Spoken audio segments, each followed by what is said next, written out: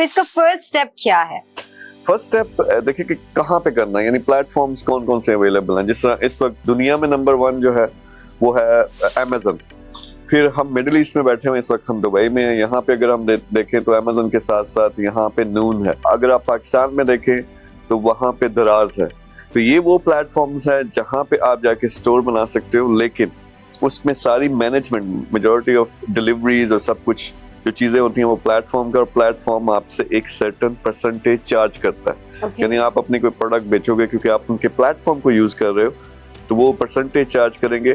फायदा ये है कि उनके बिलियंस और मिलियंस ऑफ कस्टमर्स पहले से हैं, तो हो सकता है कि आपके उनके जो कस्टमर्स आ रहे हैं वो आपके स्टोर पे जाएं और चीज खरीद लें।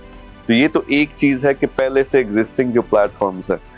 दूसरा ये है कि अपना ब्रांड बना के आप शॉपिफाई के जरिए करो। तो ये मेन बिजनेसेस हैं जो सॉलिड बिजनेसेस, जिसमें लोग मिलियंस ऑफ डॉलर्स कमाते हैं, लेकिन एक एफर्ट है इसमें। एक अपना शॉपिफाई पे बनाओ, जो आपकी वेबसाइट होगी उस पर आपको ही खुद ही मार्केट करके कस्टमर्स लाने पड़ेंगे।